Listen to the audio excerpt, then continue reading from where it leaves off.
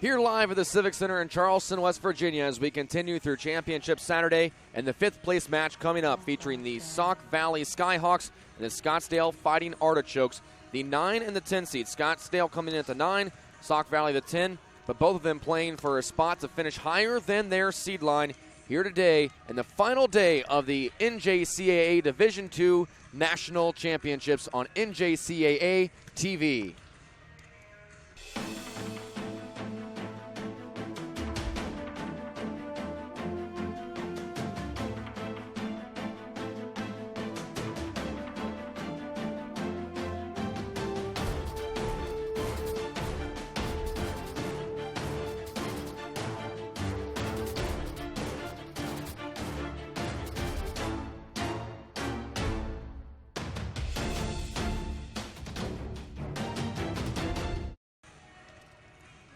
Back here at the Civic Center as we get set for a big matchup, and we've talked all day long about how these matchups can be so close, and we could expect that here today. Lucas Corley alongside Eric Little. Eric, this Sauk Valley team comes in 35-8 against a Scottsdale team that some might say, how did they get here? 16-12. Well, the way you get here is winning the district championship, and they've been red hot since the start of the district championships, getting here and now a chance to finish 5th place in this NJCAA Division II tournament. Which will be a huge, huge shot in the arm for Scottsdale. And I think one of the things we talked about beforehand, and you said it best, is finishing higher than your seed. You always want to do that in a tournament. You always want to go longer than your seed might anticipate you to go. And for both Scottsdale and Sauk Valley, a 9 and a 10 seed respectively, a chance to finish 5th in this tournament is a nice little shot in the arm for your program going forward. Let's take a look at how these two teams got here. Scottsdale winning the District I Championship, defeating Glendale. Won against Central in the first round in a sweep. Lost to Parkland, ran into the Juggernaut in a sweep, and then beat Coffeyville in a 5-set thriller to get to this 5th place match. For Sauk Valley, they defeated Carl Sandburg in the District A Championship. A win over Johnson County first round, a loss to the 2-seed Owens, and then a win over Kirkwood in a 4-set match. Has the Skyhawks here. Now this matchup, as is every matchup in this tournament, has no shortage of stars. For the Scottsdale Fighting Artichokes, Eric, a team I know that you only saw one time, and against Parkland, very tough to see an identity there. But I had a very good chance to see them a couple times. Mesa Roar, Emily Holm, two very productive stars for this Fighting Artichokes team, and they've got some big production out of Aubrey Williams and Kylie Davis. Now, you've had a chance to see the Skyhawks in action a little bit more. What have you liked out of them? Well, Bailey O'Brien can play from a lot of different spots on the floor, a very confident hitter. I also like what Taylor Pullen does around the net, and they'll rotate Tori Smoody and Samantha Sadi on from the bench a lot. Very capable servers, and they get the offense going that way. And you talk about offense, Scottsdale and Sauk Valley, both two top 10 hitting teams in the country, with Scottsdale hitting .252 on the year. That's 10th in the NJCAA Division II. Sauk Valley 9th at .253. Right next to each other, and we could be seeing some back and forth all match long. We haven't really got that a lot today. We saw that out of Johnson County and Grand Rapids in the earlier match. Coffeyville struggled in the 7th place match against Kirkwood, but a chance maybe now to see two offenses really collide in Scottsdale and Sauk Valley. And sometimes it's a battle of wills at that point. It'll be interesting to see what prevails. I think what Sauk Valley has in their pocket that can help them, a player that I need to mention at this point too, Chelsea Blair has been one of the more capable liberos of anybody we've seen in this tournament. She's hustling all over the place. She's always getting to the ball and really setting things up on both sides. From what I have seen out of Scottsdale, I think that they may hold a slight advantage in setter play. We've seen some very good play out of Basha Sowney. Now, that's not to take anything away from what Casey Cook or Samantha Sadi has been able to do, but Basha Sowney has been really clicking from the moment they've got here in Charleston with her hitters, and that can be so important, especially on the final day where we've talked about it. You're tired. You've played so many matches now, 3 matches in the last 2 days. But here, a chance to finish off the season strong, and it's about who can dig deep, find that extra energy, especially late set situations where we really seem to find people struggling to finish out points. And an argument that I don't necessarily buy all the time in sports involving younger people is, well, they're young, they can bounce back like that. Here's the deal.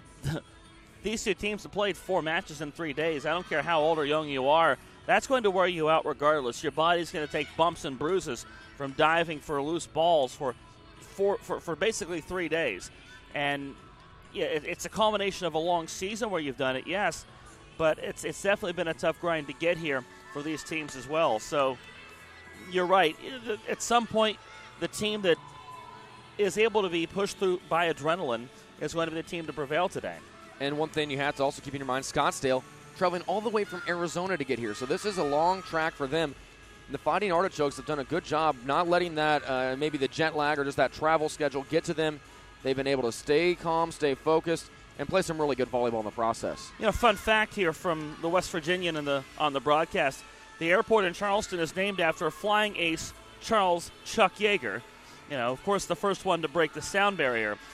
I don't know that it offers many flights direct from Scottsdale. So it probably was not an easy flight, an easy trip to get here, but they're glad to be here. And, you know, you like the teams that have traveled from a long way to be playing deep in the tournament because it means they didn't come and didn't get worn down by the travel. They came, they gave it their all, and they got their money's worth, and here they are playing for 5th place. And you speak of favorites, probably my favorite mascot in the tournament, the Fighting Artichokes. I do want to apologize yesterday. I accidentally had a slip of the tongue, called them the Farting Artichokes. I do apologize. It was nothing more than a slip of the tongue. In fact, Scottsdale and Sauk Valley, these have been two of the most fun teams to watch all tournament long. Getting here in this 5th place match, as you mentioned, you win, you lose, you win again. And that's a tough thing to do for some of these these higher seeds, I should say, the 9 and the 10 seed. And Scottsdale trying to hold off Sauk Valley. And this one is a coin flip to me. I think it can go either way. Both teams playing very good volleyball at the time. Yeah, I think so. And I think the seeds are nice to refer back to, but I don't think the seeds are any bit indicative of how good these teams are because you're right. In tournament time, you definitely can ride a hot streak a long way, and both these teams have been very hot, and I look for them to keep it up today. Well, Scottsdale came into this tournament only playing 2 neutral site matches all season long, whereas Sauk Valley played 21. So there's a little bit more experience for Sauk Valley neutral floor, but Scottsdale has not backed down from the challenge. Well, we will take a quick break. When we come back, we look at the starting lineups, and we will have first serve from the Civic Center in Charleston, West Virginia on NJCAA TV. The NJCAA, in partnership with Blue Frame Technology, is pleased to announce that you can now watch your favorite NJCAA sports on the all-new NJCAA TV Apple TV app. Watch live or search through thousands of archived broadcasts. Have an older Apple TV? You can still watch on your TV by going to AirPlay on your iOS device and choosing Apple TV. Download the new Apple TV app now in the Apple TV App Store.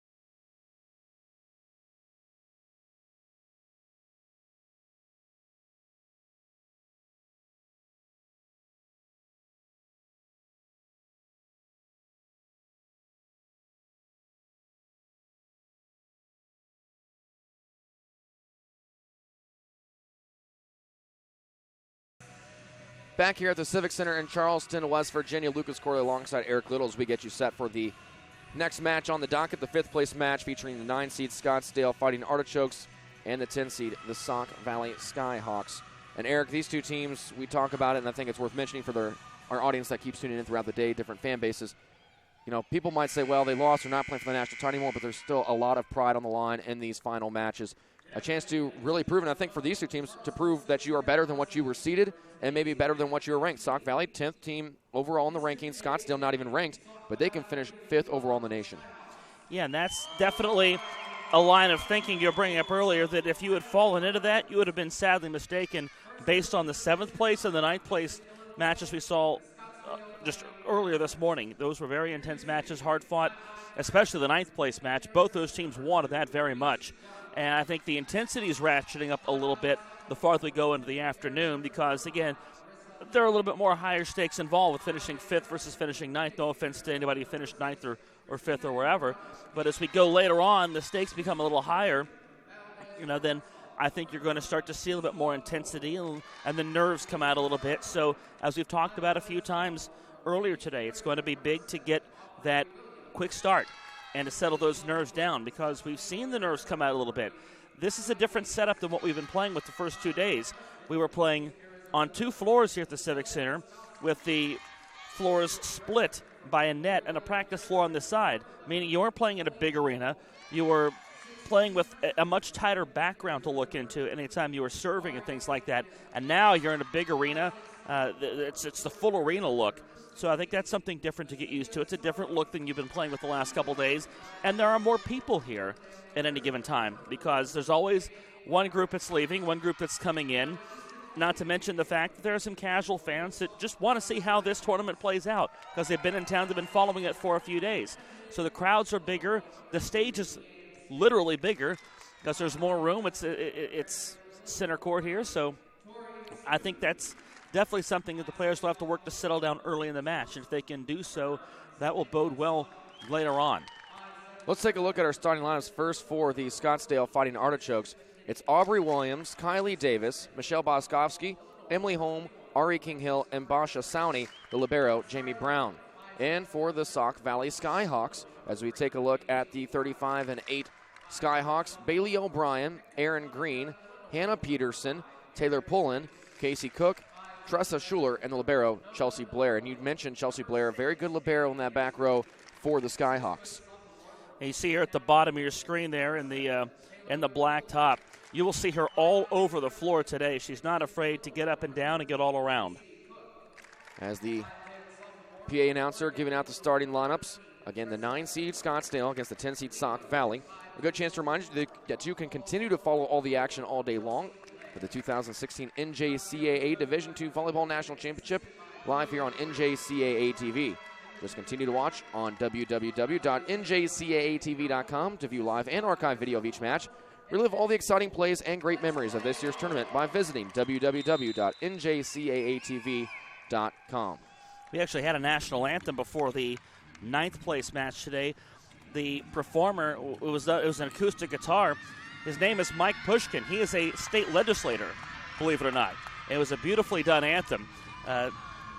Very, very soulful to get the morning started, but just goes to show you that the city of Charleston has rolled out the red carpet for the NJCAA and getting this event here. Pulling out all the stops to put on this show.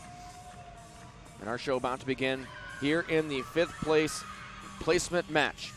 Take a look there. Regina Mannix, 23rd season at the helm of Scottsdale, the most experienced coach in this tournament.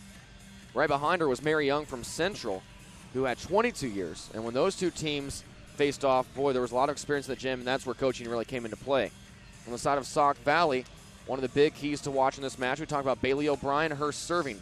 Led the D2 with 140 service aces and could be big today against the Fighting Artichokes if they have some trouble passing.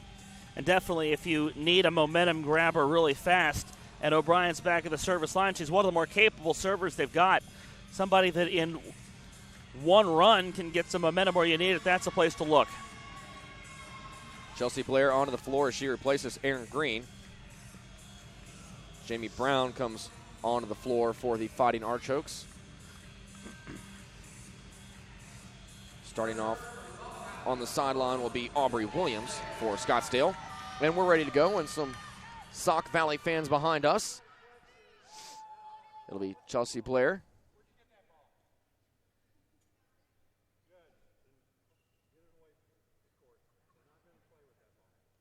The F official telling one of the ball girls to get one of the balls that she found, only using the official ones. Where'd you find that ball? Found it. Oh, a good start to our day here. As a big swing on the outside from Emily Holm, but dug out by Blair. Here's Bailey O'Brien, and she gets the first kill for the Sauk Valley Skyhawks. So we start off with some humor, but these players, all intensity. No laughing matter here as Jamie Brown did a nice job to get down on the floor and try to take that ball out. Here's Sowney. She's going to go right side for Kylie Davis. That one's batted back. Sowney has to run after this one. Home again, and she's going to tool the block for the kill. And this is exactly what we should expect today. Some back and forth, no easy points, and I wouldn't be surprised if we do not see a lot of runs today. I think so. These are both teams that have a lot of that can ride the wave of a big swing, and they do so for a long time. I've seen it happen with both of them. Emily Holm with the serve for the Fighting Artichokes. Cook's going to go outside O'Brien, cross court and out of play. Well, Bailey O'Brien, also the team's leader in kills. Astounding number here, over 550 kills for the season. She's going to have to get going here early, but she also can rely on Tressa Schuler to take some of that load off of her shoulders as well. And Schuler's going to be big up front to block as well when the rotation comes her way also.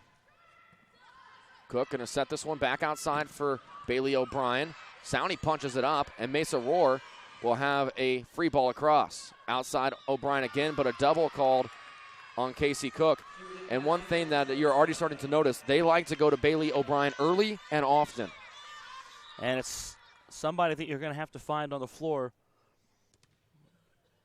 no matter where she is. If you're Scottsdale, to be aware of where she is and where she wants to put the ball. Holm continues to serve, and that's going to be a service ace. Bailey O'Brien used to dishing those aces out. That time she is the one being aced. It's 4-1 Scottsdale here early. Right now it looks like Scottsdale is adjusting to some of this pressure a little bit better than Sauk Valley in the early moments. Holm out of Peoria, Arizona. Another big serve here. Cook will go outside O'Brien, trying to make up for that last ace. She does with the kill. 4-2, the Skyhawks back on the board. Well, you'll notice a very different bench approach. You have Jay Howell, who's sitting back, relaxed on the sideline for the Skyhawks. Regina Mannix on the other side, up and active on the sideline. And that's just different coaching styles, and whatever works best, that's how you have to approach your team. As Roar takes a swing on the outside, dugout, they go to the right side. That one put across by Smoody. To the outside, Mesa Roar. And Bailey O'Brien has some trouble with that one, and Scottsdale will have the serve in the hands of Jamie Brown after that kill.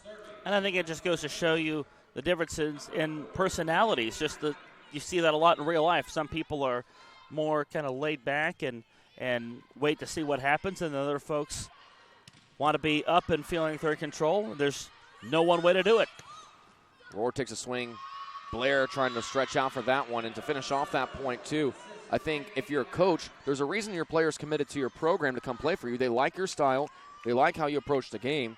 And so if Jay Howe wants to be a little bit more reserved on the sideline, that's probably how he responds best to his players. Right. A battle at the net, and it's won by Scottsdale. Looked like Ari King-Hill over there, who has a 6'1" frame, able to bat it back down. And it's an early 7-2 lead for the Fighting Artichokes. To quote something that was said in a different context, this is college. And these players are all here because they chose to be here and chose to play for who they want to play for. Jamie Brown, Emily Holm. Sadi goes to a tip play from Hannah Peterson. A swing from Aubrey Williams. They run it outside. Bailey O'Brien, big swing, cross the court near the 10-foot line. And boy, can Bailey O'Brien really cut a shot for the Skyhawks. Yeah, she can let it rip from about anywhere on the floor. She'll get her chance on the service line, and we'll get to see the server that's produced the most aces in D2.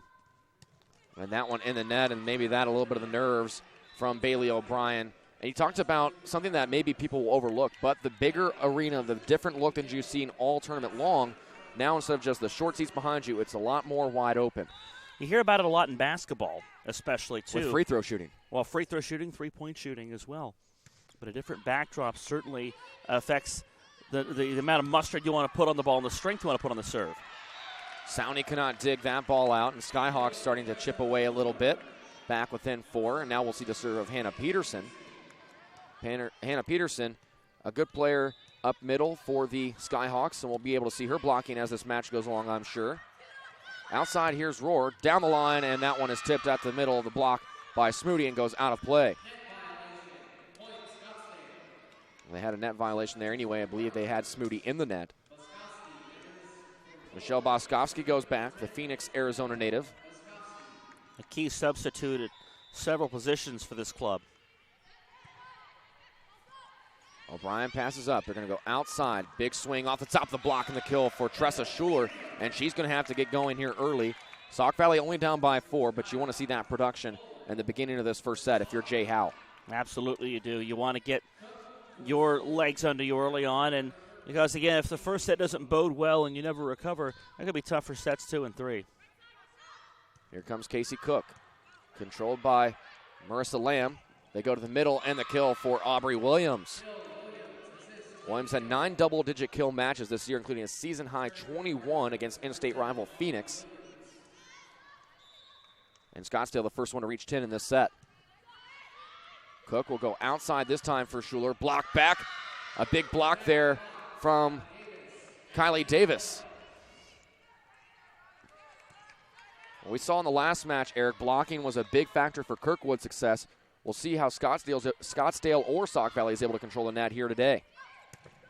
Good block touch that time from Emily Holm. They go back to Holm on the outside. Tough dig there for O'Brien, saved by Blair, and set across by O'Brien. Sowney goes to the middle. Kylie Davis sweeps it across. Blair there with coverage, tied to the net. Battle blocked back by Kylie Davis again. It's 12-5. Had to go back to your point as Kylie Davis proves it right there. These are both capable teams at blocking the ball. Watch how effectively they get up there. And it's one of those cases where there's 2 players in the vicinity. It just so happened to be that Davis is the one that sends it back on the other side. But like you said, both teams able to do it, and the team that can adjust the best is going to have their leg up in this game. And Scottsdale not a team that necessarily relies on the block. They're under 2 blocks per set, just by 1.97. Sauk Valley, 19th in the nation, 2.32 blocks per set. But Jay Howe going to take a timeout. His team down by 7. You're watching NJCAA Division II Volleyball Championship action on NJCAA TV.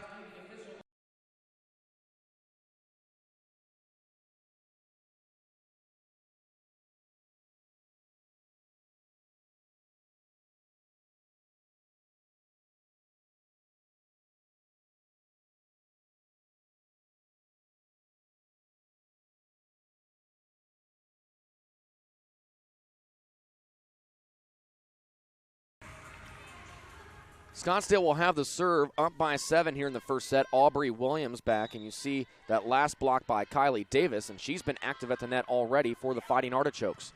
Big swing by Schuler out of the timeout there called by Jay Howe, and that's how you want to respond if you are the Skyhawks. And they've got the capability to block just the same as the Artichokes do, because you've got Schuler, you've got Taylor Pullen that gets up, Bailey O'Brien very capable of that as well. Cook is going to run it to the middle. The big swing controlled off the Aaron Green attack. They'll set it to Cook. They run it outside. O'Brien off the top of the block. Boskowski down diving. Holm down the line. Blair with a big dig. Cook runs it to the outside. O'Brien adjusting. Cut shot, and it cannot be controlled by Jamie Brown. And a quick 2 points out of that timeout by Sauk Valley. Tressa Schuler will continue to serve. She did not play for about a half a month from September 17th to October 4th. Jay Howell happy to have her back in the lineup. Outside Holm, cross court, over the net, controlled by Davis.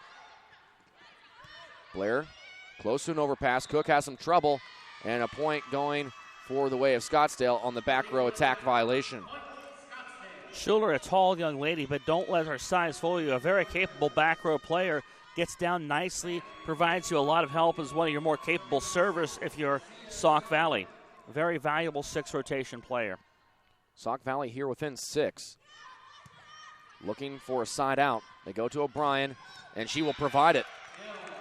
Sauk Valley going a little bit of a mini run here, able to respond after Scottsdale gets the side out with a side out of their own and gets the serve back in the hands of Chelsea Blair. In the matches that I've seen of Sauk Valley, they do a particularly nice job at responding from timeouts. I don't know if it's something that Jay Howell says in the huddle or just the way the players step up and lead, but they do a nice job to make adjustments on the fly and get better. 14-8 Scottsdale. Mesa Aurora will come back into the match.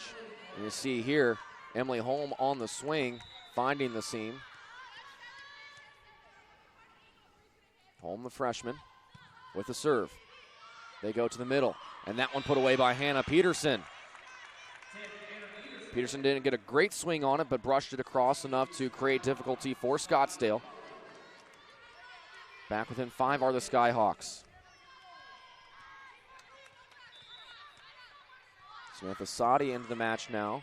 And that's going to be an ace for Samantha Sadi. The sophomore has tallied 19 aces on the year and comes up with a big one there. And you talked about it off air with me, Eric, about how Sadi and Smoody kind of do a tandem, almost like a platoon system. Smoody and Sadi coming in, pulling and cook the other part of that platoon system. I kind of like that setup because if you're comfortable working with certain personnel on the floor and it's worked for you, why change it? You see some of that in baseball with pitchers that like throwing to particular catchers. If it's working for you and you can afford to make those substitutions right there and it doesn't take away from your team elsewhere, why not? 14-11, Sauk Valley on a big upswing. Here's Rohr. Good dig by Schuler. Here's O'Brien outside. Holm in the back row with the dig. Rohr again. And that one could not be controlled by Schuler. Try to fight it off. But Mesa Rohr, the freshman, comes up big. I like this duo of Mesa Rohr and Emily Holm, 2 freshmen that will be back next year. Do not be surprised if he's Scottsdale back in this same tournament a year from now. Thunderous right fist from Mesa Rohr. Here's O'Brien, blocked back. Controlled. They go to the right side. And down the line, Hannah Peterson found some room to work. Hannah Peterson's not a name you call a ton, but she gets a lot of the dirty work done to set everybody else up. Only averages 1.78 kills per set, but like you said, doing the little things to help her team and coming up with big swings when she needs to. Tip play from Aubrey Williams. It'll be set by a Smoody. Blocked back by Mesa Rohr and Aubrey Williams. Well, after a good start by Scottsdale, Sauk Valley started to battle back a little bit, but do the Skyhawks have enough to come all the way back? That still remains to be seen. Marissa Lamb out of Tempe, Arizona, has played in all but one match for the Fighting Artichokes. Sadi goes to the right side. Good swing by Peterson, but dug out. And now that swing from the middle by Aubrey Williams. We also see good play from Williams and Davis. That middle blocker duo has both been able to produce throughout this tournament. They've stepped up and really played nicely for Scottsdale, and it's the middle blocking that I don't think we really talk about enough with Scottsdale. We talk about a lot of the edge game, but those two have done a nice job up front. Outside, Schuler, and she is not going to get that ball over the net. Another big block by Scottsdale, 18-12. Jay Howell still has one timeout should he need to use it. But sitting patiently, and we talked about letting your team play through, and Sauk Valley going to try to get a side out right here. But first, Marissa Lamb will have to serve across. Sadi goes outside. Schuler blocked back again, and they cannot chase it down. The blocking coming up big for Scottsdale here early on in this match. And right now, Sauk Valley's got to find an answer for it. They're trying to attack Schuler from the edges, and she's very comfortable doing so, but even so, it's been a very tenacious attack from Scottsdale, so maybe they go off speed. Maybe they try to switch things up. Right side, a big dig from Emily Holm, battle at the net. Dig from Jamie Brown, the libero. Here's Mesa Rohr, and that one will fall out of play, but a touch at the net. I don't think Bailey O'Brien saw that touch at the net. She took her hands away at the last second. 2012. Marissa Lamb. The gym falls silent. Blair, good pass to Sadi to the middle. Good swing by Tori Smoody, and that's what the Skyhawks need to do more of. Executing on those first ball kills, and a great pass to start it all off. A lot of first ball kills and a lot of good passing early on for both sides. Sowney's going to go to Rohr. Left it short off the top of the block, though. Erin Green had her hands on it, just could not put it back down on the side of Scottsdale. It's 21-13. Jay Howell not going to use that timeout, at least not yet. Holding on to it late here in the set. You talked about it earlier. A lot of times it's how you finish the set rather than how how badly you get defeated in it. So Sauk Valley with a little bit of time to come back, but if they don't come back, they can finish strong and carry a nice wave into the second set. Here's Schuler, another big block, and there will be a net violation. The point goes to the Skyhawks. Substitution coming in, Taylor Pullen and Casey Cook. You said you like that platoon system. What do you like out of Cook and Smoody? Cook and Pullen, I should say. Well, Cook's very solid behind the service line, and I like what she does to set things up for the front row in particular. That's a big serve right there. Cook will go to the middle. Tip play by Aaron Green, and they cannot control it. Something to be said about letting your players play. Jay Howell up and talking to his bench right now. And a timeout going to be taken by Scottsdale with Sauk Valley back within 6. So an interesting timeout here from the Fighting Artichokes. They still hold the lead in the first set of the 5th place final. You're watching NJCAA TV.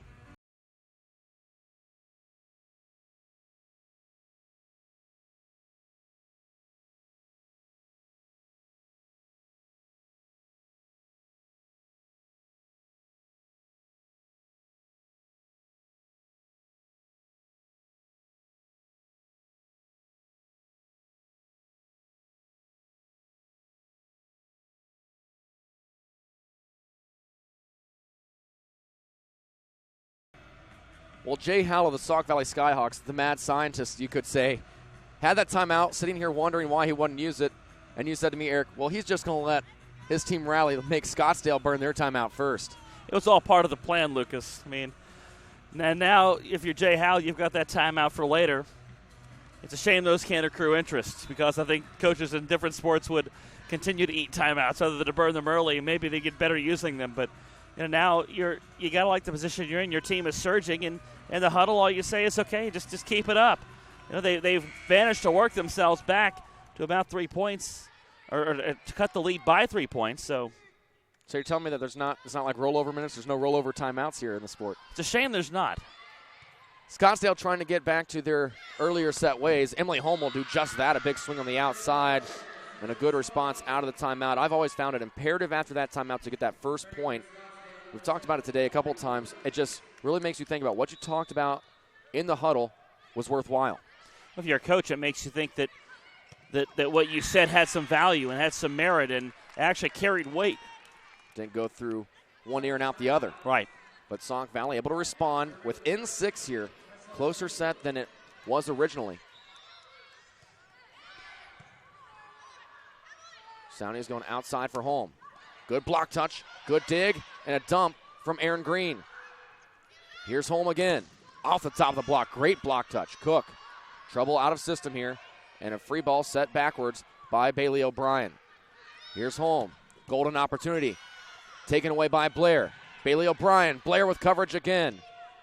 O'Brien has another chance at it. The dump play, Holm, right there to O'Brien. She'll get it back one more time. Chasing it down is Brown. And a free ball from Marissa Lamb. Cook will run this one to the middle. The swing blocked back. They go outside O'Brien. Holm with the dig. Marissa Lamb outside to Holm. Good dig from Schuler. Here comes Taylor Pullen. Block back. Battle at the net. Kept alive by Aaron Green. Bailey O'Brien again. Off the block. And the point goes the way of the Skyhawks. A long rally won by Sauk Valley. I don't know that she meant to do it, but Aaron Green kept that rally alive by throwing out a chicken wing.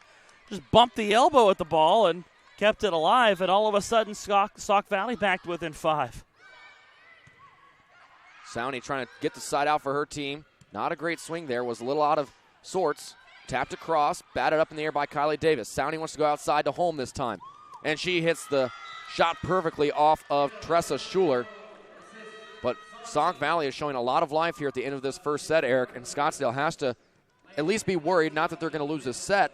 They're still in good position there, but worried about what Sauk Valley might have for them in the second. We've used the phrase lose the battle, win the war. And right now for Sauk Valley, though they still are in this first set, you certainly have to like how they're playing at the end of the first. Cook going to run this one to the right side. Another tip play from Aaron Green, well covered by Jamie Brown. To the middle, Kylie Davis, a big swing. Battle this time won by Sauk Valley. Here's Holm, and that one will go off the top of the block and out of play. Scottsdale will have their first set point. Again, Green and Pullen tried to get up for that one. You see Green working that net very actively. Sowney with the serve. Cook goes outside for Bailey O'Brien. Cross-court shot dug out. Holm with the down ball. Schuler to Cook.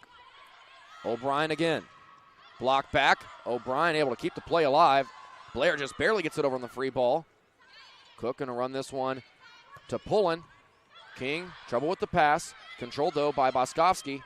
Holm, Blair, and that one will go out of play, and the first set goes to the Fighting Artichokes, 25-17. Eric, good action in this first set. The score will not indicate how close it was, and Sauk Valley, a lot of confidence to build on as we go in this match. Scottsdale got out to a really good start, and it was a hole that Sauk Valley couldn't dig out from.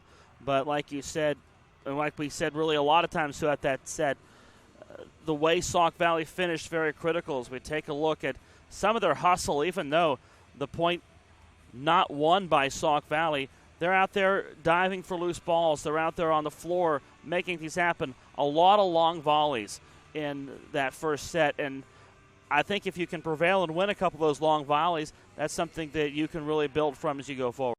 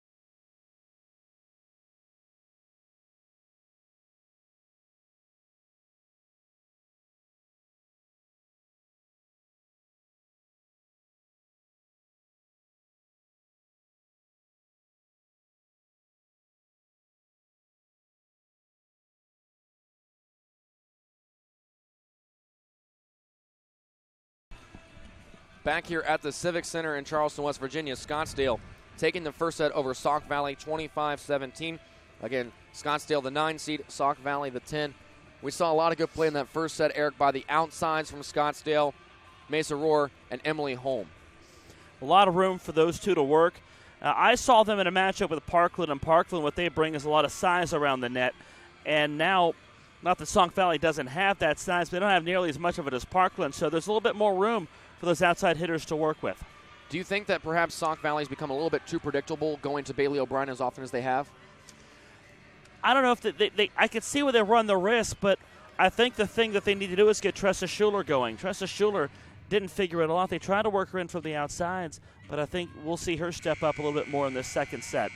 Well, fans, Tachikara is proud to be the official volleyball of the NJCAA and has generously provided all balls for NJCAA National Championship play for over 30 years. Tachikara, we've got the ball. You bring the game. Basha Sowney with the serve to get us underway here in set number 2. A big swing at the middle from Hannah Peterson, but a nice dig by Scottsdale. Cook will run this one to the outside, and Bailey O'Brien some trouble. Didn't get a good set there from Cook, and O'Brien nothing to do there.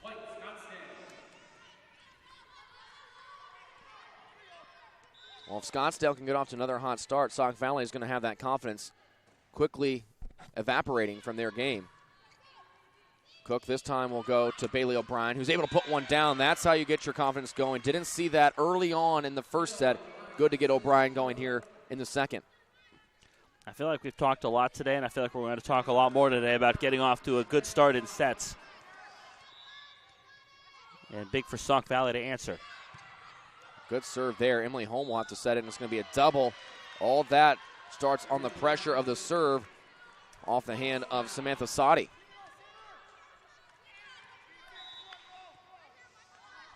Sadi serves it again. Sowney will run it to the outside to Emily Holm. Going deep in the court, dug out by Schuler. They go to Bailey O'Brien, cutting it across the court. Brown there. Sowney to the middle. Kylie Davis, overpass. They're going to run it again. Block back. A big block by the Skyhawks, and you heard Kylie Davis yell again, but that time not able to get any damage done from the middle. Hannah Peterson gets up and knocks it right back, and Sauk Valley is starting to get a run going. Sowney goes outside Emily Holm. Off the top of the block, Blair with the one-handed dig. Right side, tipped across by Peterson. They run this one to Emily Holm, but a double called on Basha Sowney. 4-1 start here for Sauk Valley.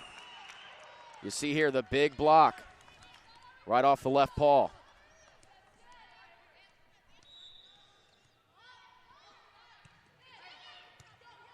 Basha Sowney. They go outside Holm, over the block this time. They want to run this one to the middle. Tapped across by Peterson. Outside here's Holm. Dug out by Chelsea Blair. To the outside, Bailey O'Brien. And that one tooled off the hands of Ari King-Hill. And it looks like Regina Mannix is coming out to say something to her team. 5-1, Sauk Valley almost flip-flop from what we saw in the first set. And Sauk Valley riding the wave very clearly here in the second set. Brown goes to Sowney, right side. Kylie Davis blocked back. And a free ball coming. Blocked back again. Basha Sowney sets it deep in the court. They go to the middle. And able to get the kill is Hannah Peterson, 6-1. And that has to be so devastating for Scottsdale when you get the block up there and a team like Sauk Valley able to still work through the block. You do the work. Okay, you do the work, you don't get the result. Samantha Sadi with a serve out of play, and I think you're exactly right, especially with the way Scottsdale's been blocking so far in this match. Not able to get the success here early on in the second, but they do get the side out and a chance to settle into their rhythm now. You see Mesa Roar there. If they can get her going, could be big for the Fighting Artichokes to start off here in the second, but down by 4 early. Blair's in trouble with the serve. Schuler's going to go outside O'Brien, and a nice play by Bailey O'Brien. That set coming from behind her head and still able to track it and make the play. I think when any team can start finding the space inside the lines, that makes it particularly devastating when they can place that where they want it. Holm, nice reception outside Mesa Roar. Good dig by Bailey O'Brien. Sadi to Schuler, tip play and covered by Roar. We go right side to Ari King-Hill, and that one right into the block. Ari King-Hill probably should have put a little bit more air under that one. The block of Sauk Valley waiting right there. It's 8-2, and Scottsdale wants a timeout. Sauk Valley coming up red hot here to start off the second set. You're watching 5th place final action on NJCAA TV.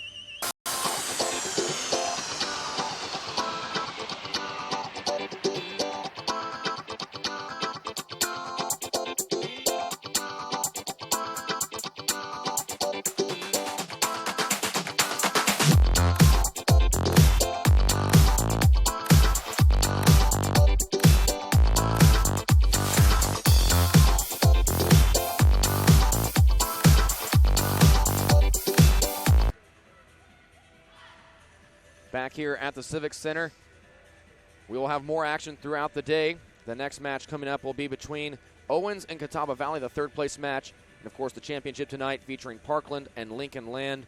Still plenty of action here, though, in this match between Sauk Valley and Scottsdale. One thing that we've seen here is Scottsdale struggling a little bit in the second set to get going. The block right there, and Ari King-Hill just put it right up and into that block on the right side. You don't want to feed into the confidence of the Skyhawks if you don't have to. But so far, Scottsdale's not really been able to find an answer or find that consistent play that we saw in the first set. And maybe that's one of the things that Regina Mannix is saying in that huddle. She's saying, you know, when the block is there, you don't have to go into it. You can find other ways around it. Maybe a little bit of touch and the finesse over top of the block could help. Bailey O'Brien's had some trouble getting her serve going to start off this match. The best server in this tournament, but we saw a service error in the first set, a service error there. Still a lot of match left to be played, though, for the freshman. How about Tressa Schuler on the outside? A big swing and kill for her, and Sauk Valley continues to roll. Chelsea Blair will come out of the match. Aaron Green comes in. It'll be Hannah Peterson back serving. And this one in the net, back-to-back service errors for Sauk Valley. And if you're Jay Howell, that will keep you up at night when you have these leads and you continue to give the ball back to Scottsdale to give them a chance to get their game going. I think sometimes it's tough to come out of a timeout, especially when you didn't call the timeout, to get that momentum back. Now, back-to-back service errors, like you said, just goes to show you that Sauk Valley needs to find some way to ratchet up that intensity. Schuler will do just that, off of the block and out of play, 10-4, and now Sauk Valley, the first one to reach 10 in this set. That'll help. Certainly goes a long way. We've seen Schuler already step up in the second set to assert herself defensively with the blocks, and then, of course, offensively there. I was just about to say we're starting to see Sauk Valley individuals starting to step up into their roles, playing a little bit better here in the second set. Sowney goes outside to Mesa Roar, looking deep in the court, and that one is long. And now Scottsdale, you see this, a game of runs, and sometimes players have the hot hand. Sometimes they cool off a little bit. Mesa Roar has struggled here to start off the second set. And again, it's big, too, for Sauk Valley. As you said, Bailey O'Brien's had some trouble serving. If they can get other players going around her, you know, that'll be contagious. Overpass from the Skyhawks. Outside here is Mesa Roar. Big dig by O'Brien. Batted up and kept alive and set across by Blair. Brown goes to Sowney. Right side, Williams. Blocked out of play. And Aubrey Williams, one of those players that could step up for the Fighting Artichokes and perhaps make a difference here as this match goes along, especially if Mesa Roar continues to have some trouble. Mesa Roar comes to the bench for a little while now, and I think that's a good move from Regina Mannix to let her chill out, get her head right for a while, and come back and be stronger later. To the middle, Schuler, and that one cannot be dug out by Marissa Lamb. Sauk Valley up 12-5 and starting to really pull away in the second set. Remember, we talked about it in the pre-match. These two teams, 10th and 9th, Scottsdale and Sauk Valley, respectively, in hitting percentage nationally. A free ball coming from Aubrey Williams. Didn't get a good look as she was trying to run the slide play. To Bailey O'Brien. Good dig by Holm. Sowney wants to run it middle to Williams. Good dig near the 10-foot line. Blair and O'Brien taps it across. Low to the ground and a free ball coming. Jamie Brown able to save it. Cook to the middle. Tapped across. Holm, tip play of her own. Back row swing for Schuler. Brown to Sowney. To the outside, overpass from Schuler, and another big swing, and that one put down, and Scottsdale wins the long rally. And again, we talk about momentum swings. That could be a big one for the Fighting Artichokes. A big win right there, and we'll see Williams go back to the service line. And I think when you've had success in one part of the floor, that might carry over to another. We'll see what Williams can do. Casey Cook, right side, tapped across by Aaron Green. Sowney goes to Holm. She looks deep in the court, and that one is touched off of the block. Sauk Valley is not happy. Taylor Pullen saying, I did not touch it. You see Jay Howell. He is angry as well. Then he sits down and relaxes once more. The entire Sauk Valley team looked at the up official. And the up official does have the power to overrule that, but no overrule there. Here's Bailey O'Brien trying to get that point right back. Places it in the back left corner of the court. Well, if you don't like the call, go and get the next point. That's always been my thinking on things. It certainly doesn't hurt. It's the only thing you really can control. Sowney's going to run this one to Kylie Davis. Tip to the back. Schuler there with coverage. To the middle, and a big swing from Hannah Peterson. 14-7. Scottsdale's really had no answer for Sauk Valley here in the second set after a good first set of their own. Blair with the serve. Tough pass from Boskowski. Somehow Sowney was able to keep it out, but Holm not able to bat it across. 15-7 now, and we'll see if Mannix does take her second timeout. Indeed, she does call for time. Scottsdale trailing by 8, 15-7. We saw a Fighting Artichokes big first set. Sauk Valley coming up big here in the second. You're watching NJCAA TV. The NJCAA, in partnership with Blue Frame Technology, is pleased to announce that you can now watch your favorite NJCAA sports on the all-new NJCAA TV Apple TV app. Watch live or search through thousands of archived broadcasts. Have an older Apple TV? You can still watch on your TV by going to AirPlay on your iOS device and choosing Apple TV. Download the new Apple TV app now in the Apple TV App Store. Lucas Corley back with Eric Little. Eric, as Regina Mannix takes some time to talk to her team in the huddle in Sauk Valley, trying to hold on to their momentum, what do you think that Mannix is saying to her team in the huddle after a good first set and now struggle in the second? I think she's going to try to emphasize that they need to go back to the things they did well in the first set. They defended really well. The blocks were really solid in the first set. And right now you're seeing Sauk Valley begin to work around that. They're finding the spots on the floor that they weren't finding in the first set. They're not as strong around the net as they were in the first set. And I think for Scottsdale, that's going to have to be your bread and butter, because what they've done is they've allowed Sauk Valley to get some of their individuals a little bit more confidence. Bailey O'Brien's back into this game. Tressa Schuller's back into this game. And a lot more confidence around that Sauk Valley club than they had in the first set, or at least than they showed in the first set. Well, remember, Sauk Valley is such a capable attacking team, averaging 10.76 kills per set with 3 players over 200 kills for the year. O'Brien, Schuler, and Hannah Peterson. Blair with the serve. Sowney and Kylie Davis cannot find it. And a tough go for Scottsdale out of that timeout. Sauk Valley continues to add on to their lead. 16-7 now.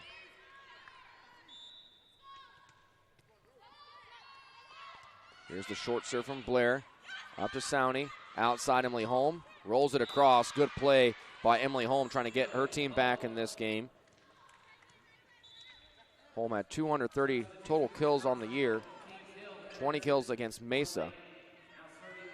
Basha Sowney trying to chip away at this lead. Still some time left, down by 8. A big margin to overcome, but Sauk Valley sitting at 16. There is room to work.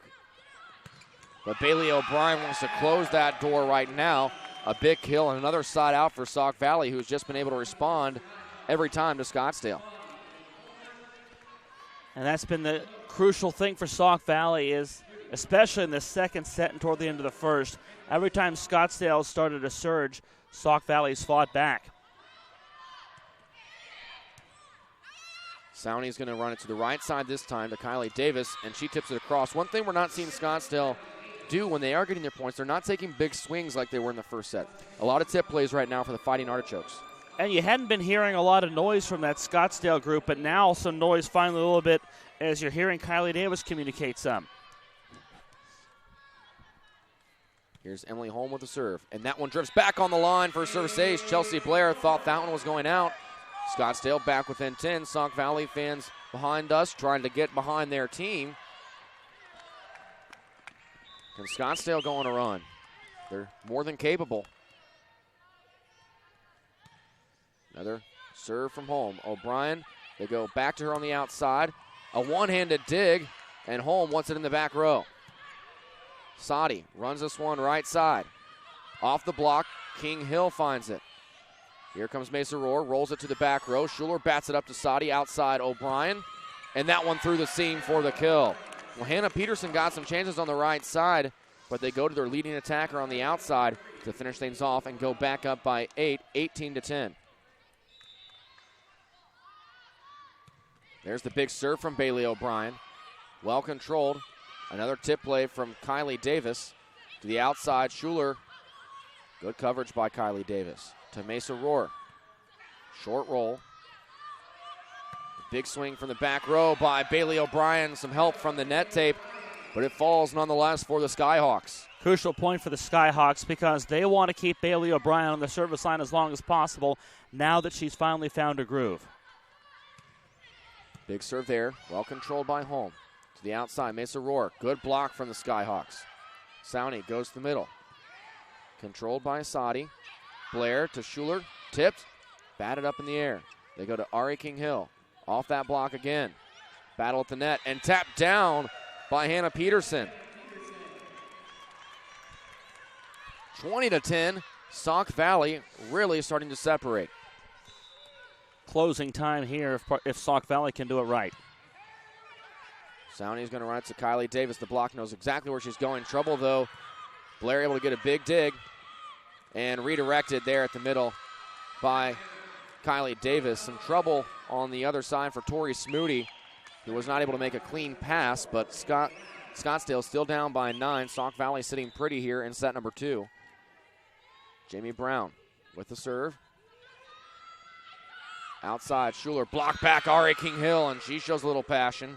And you wonder here again, even though it's a big lead for Sauk Valley, can Scottsdale build confidence moving forward?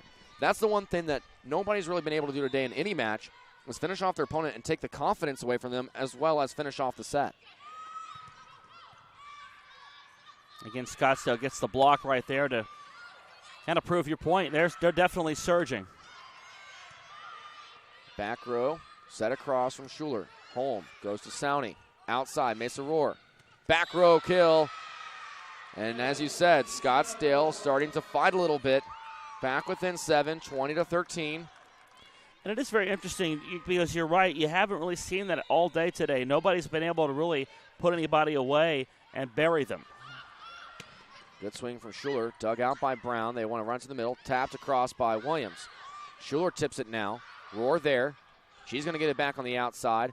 Leaves it short of Chelsea Blair, and that falls for a kill. Jay Howell, he's going to take his timeout with Scottsdale back within 6. Still a good lead for Sauk Valley, but Scottsdale finding their footsteps here in the second set after a stumble out of the gate. You're watching NJCAA TV.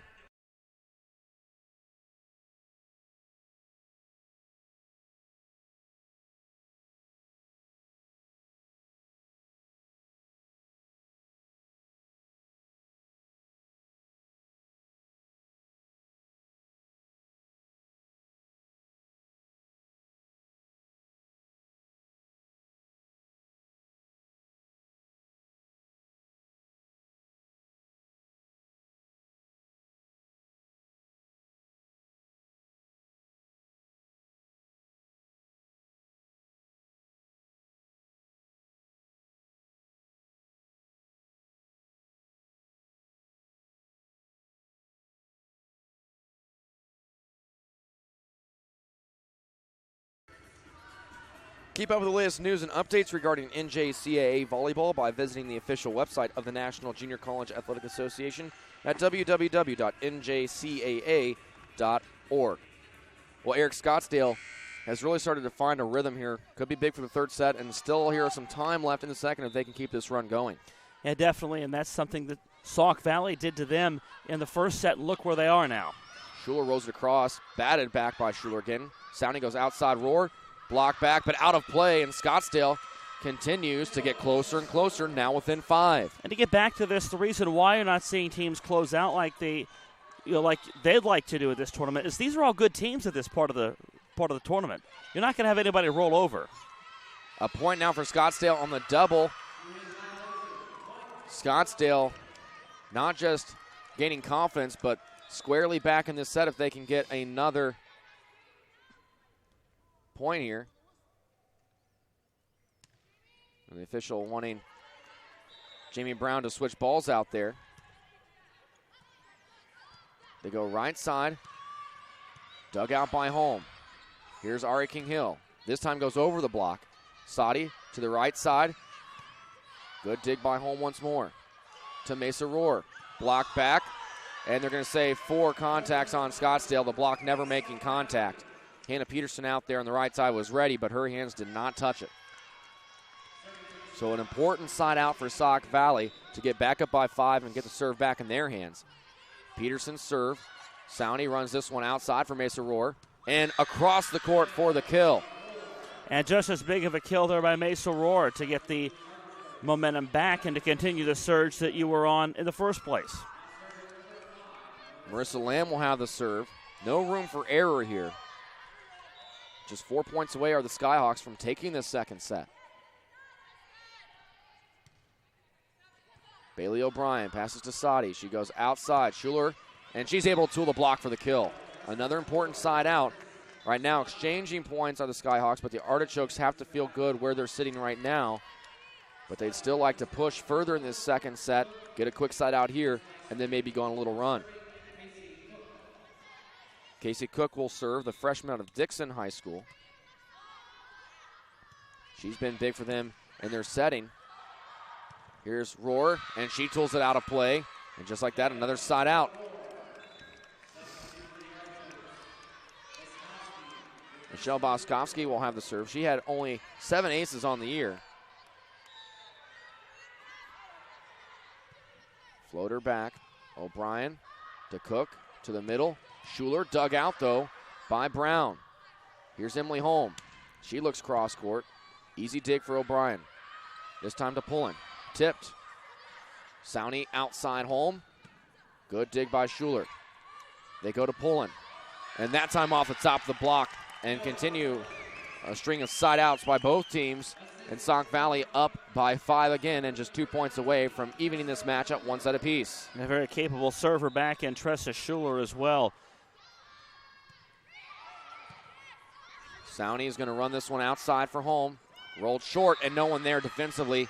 23-19. Now, Scottsdale is running out of time in this set, down by 4. If they want to make the move, it has to be right here.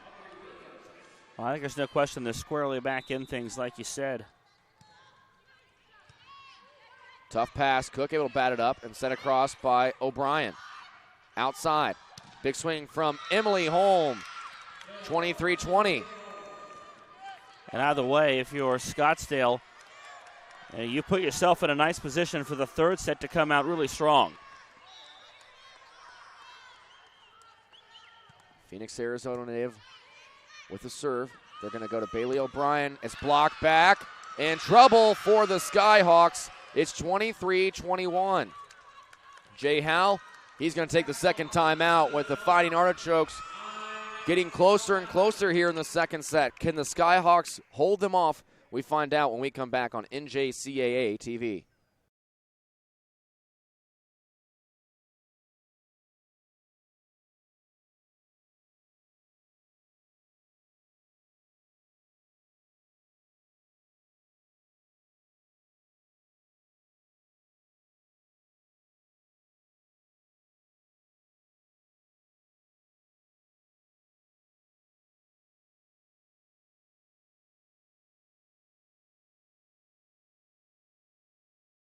Sauk Valley leads 23-21, but Scottsdale with the serve and with momentum, Eric. Yeah, definitely. And again, win or lose this set, there's no question that Scottsdale is going to have a lot of confidence going into that third set, and that's not something we could say about them earlier in this matchup. Watch the blocking right there. A good job to get up by Basha Sani, and she is someone that's come alive in this set for Scottsdale, among others. That's a 5'6" block there from Sowney, so as you said, getting up. Here's O'Brien on the outside. And she gets the kill, a big one from Boskovsky, off of Boskovsky, I should say. And the fault there in the Fighting Artichokes, no block in front of Bailey O'Brien. Makes it very hard on your passers. 24-21, Chelsea Blair. And a double called, and the Skyhawks take the set. Scottsdale not able to fight it all the way back. And we are tied up at 1 set apiece. Sauk Valley 25-21 in the second. Sauk Valley able to hold them off when it mattered most. Yeah, and that's definitely something that if you're Jay Howell's club, you hope you have that resiliency at this stage of the season. So a good time out there late to regroup and to rally, and whatever it was that they found, it worked for them. We will find out who has the momentum when we come back. Is it Sauk Valley or Scottsdale? Someone's going to take the lead in the third on NJCAA TV.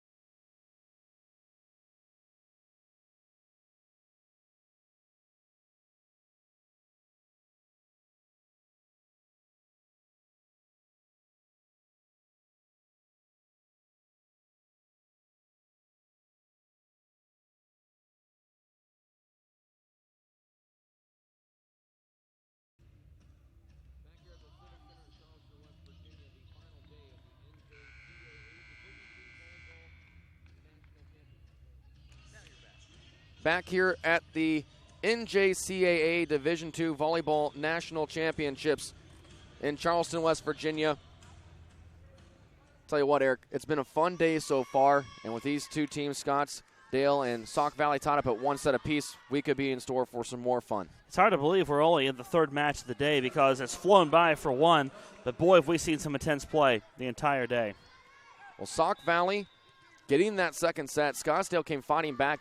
I will be interested to see who gains the momentum here early on in the third, as Emily Holm takes a big swing, and the Fighting Artichokes on the board first.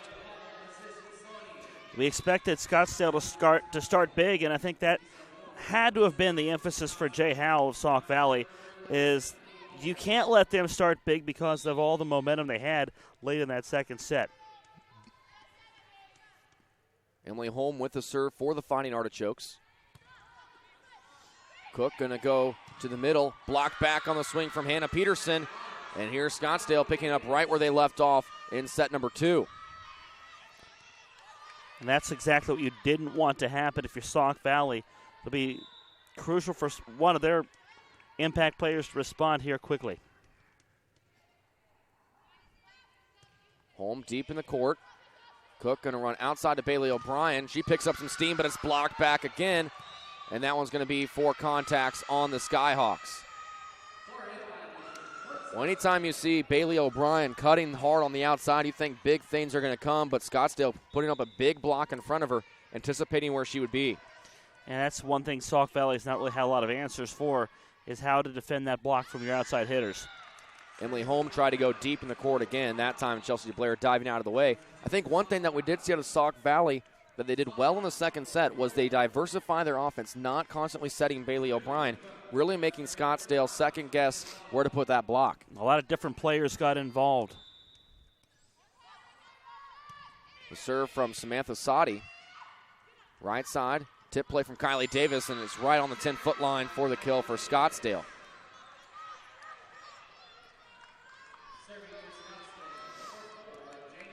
It'll be Jamie Brown, the libero, who had 14 aces on the year, including 3 in the season opener against Benedictine University at Mesa.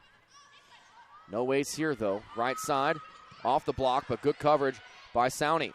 Here's Mesa Roar. Off of the block and out of play. A quick 5-1 lead. Eric, we've seen 2 very good teams here today, but really not a lot of back-and-forth play. We've seen Sauk Valley with a good set against Scottsdale leading most of the way with a big margin. We saw that from Scottsdale in the first set as well. I really didn't expect that out of these 2 teams either, but I think it's just a product of the contrast in styles. Big swing there from Schuler, close to the net. Sowney able to keep it out and tipped across by Aubrey Williams. Good play by Scottsdale. Right side, cross the court is Peterson. Here's Mesa Roar. Tapped and a brush play there. Not a great swing, but enough to get the job done for Mesa Roar.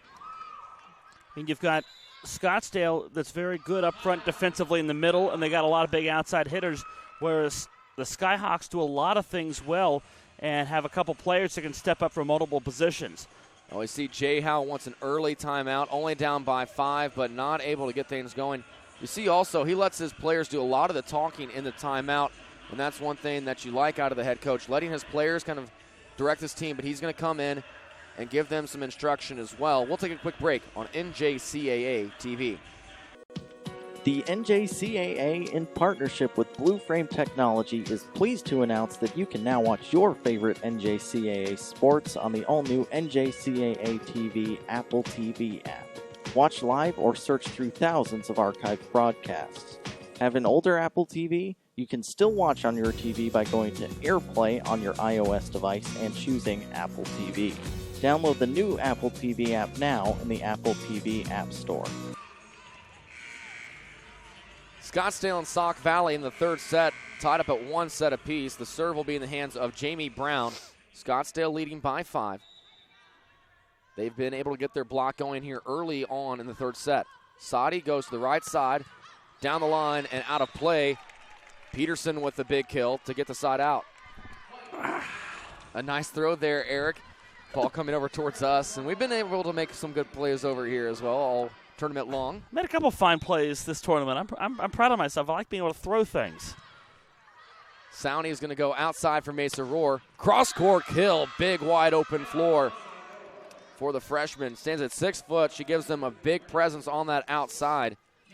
We've seen some good outsides, and when that, I want to reflect back to that Coffeyville match against Kirkwood. A lot of times those smaller outsides in this tournament have trouble when they meet that big block. Scottsdale with Mesa Rohr at 6 foot, Emily Holm at 6 foot, they have a lot of height on the outside, and that's what's been allowing them to go against Sauk Valley in their block. That one going to be batted back across and out of play by Jamie Brown. Was in position, just could not make the play. And Rohr's not afraid to go cross court. A lot of those outside players like to smash toward the middle, but she's not afraid to work the outside part of the court. Short serve. Sowney goes to Rohr again, and she goes cross court again. Scottsdale not letting up at all early on here in the third. It's 8-3. Michelle Boskovsky comes in. Boskovsky, not a player that's going to get a lot of credit, but I think she deserves it. 5 double-digit dig matches this year. She's been a stalwart defender in the back row. As Jamie Brown makes the dig, here's Emily Holm on the outside, and that one will be blocked out of play. Sauk Valley looking like the Skyhawk team that we saw in the first set, struggling with their blocking. You make a great point about Boskovsky. She's also been very good at the service line, too, a valuable substitute for Regina Mannix's club. Right side, off the top of the block. What a dig by Sowney. And here's Holm. Rolls it to the backside of the court. Chelsea Blair up to Sadi. Outside, tip play, and a pancake, but they'll say it touched the floor as Marissa Lamb tried to go down to make the play. Lamb very frustrated. I thought it short-hopped her as well, but just goes to show you deep in this third set how intense this is, how much everybody wants it, the kind of raw emotion that you're starting to see. Casey Cook, she'll get a service ace, and now here comes Sauk Valley as they try to pull closer. It's 9-5. And maybe that's the kind of opening Sauk Valley needs. They haven't really had it. You're not really seeing too many teams make the mistakes themselves and shoot themselves in the foot to allow another team in. Boskovsky passes to Sowney. To the middle, Emily Holm, and she is wide on the attack. Regina Mannix, is she going to take a timeout? No, she's not. She's going to just tell them to calm down. Got to get back in that flow that got you out to this lead, but Sauk Valley squarely in it now. Down by 3, good low serve. They're going to go outside Holm. Good diving dig by O'Brien. Here comes Schuler. Brown to Sowney. To Holm, and that one long. Regina Mannix up again. Walking out. Again, trying to let her team fight through here, but Sauk Valley is starting to really put some pressure on the Fighting Artichokes. I'm not saying we think she might use her timeouts rather quickly, but I feel like every time she steps up, we're expecting her to go for the timeout. Another service ace for Casey Cook, 9-8. Well, we've already seen the Skyhawks use one early, and they've been able to really gather themselves. Here's a big swing. That one will catch the line from Aubrey Williams, and that's what Regina Mannix is hoping for. One of your players to step up, get the side out, and try to get them back to some solid play. And Aubrey Williams is going to have a chance to also do some damage behind the service line. The serve in her hand. She knew the Cook was serving plenty of aces today. Down the line, and that one out of play from Tressa Schuler. And they're going to say it was off the block, though. So the touch gives the point to the Skyhawks. You see Aubrey Williams back as she's holding the ball in her hands. And on the other side, you have Tressa Schuler holding the ball in her hands.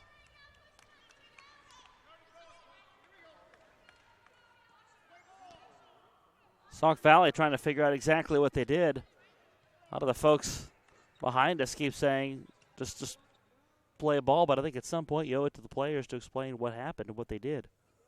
Basha Sowney asking who touched it.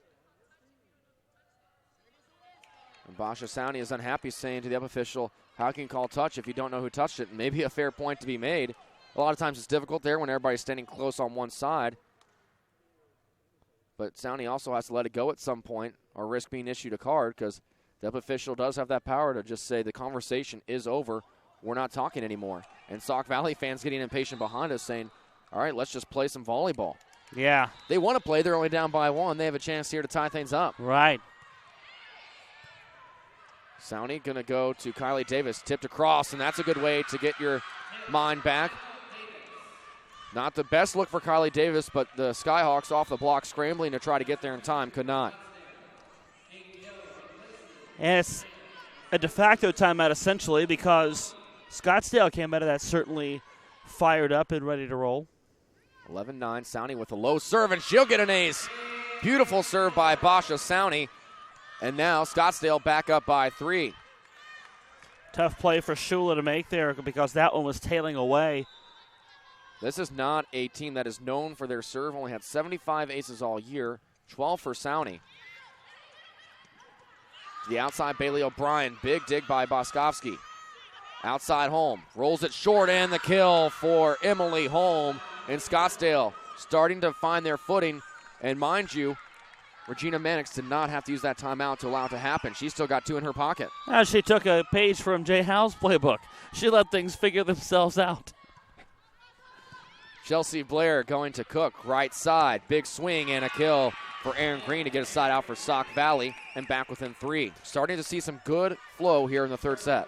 Aaron Green is a very underrated threat on the outside. We see her a lot in the middle, but again, you make a good point. The first 2 sets didn't have a lot of flow. It was one team surging and the other team surging, and now both teams are kind of playing in concert right now. That one blocked back by Sauk Valley, and now within 2. Chelsea Blair will continue to serve things up. What a gem she has been for the Skyhawks defensively all season long. 16th in Division II in digs. Holm on the outside. Good dig there by Schuler. Cook goes outside. Bailey O'Brien adjusting, cuts it across the court, but out of play. Well, that's tough. When that Scottsdale block gets in front of you, and especially how many times she has been blocked today, you try to do different things to go around it. Sometimes that's a cut shot, but a lot different when you're working horizontally rather than vertically up the court. Absolutely, and we'll see what Scottsdale can do at the service line after all that. Holm pushing back. Schuler some trouble. Chasing it down. Cook. Bump set. Schuler in the back row and puts that one into the net. Scottsdale up by 4 again, 15-11. Tough play to make, falling away right there for Schuler.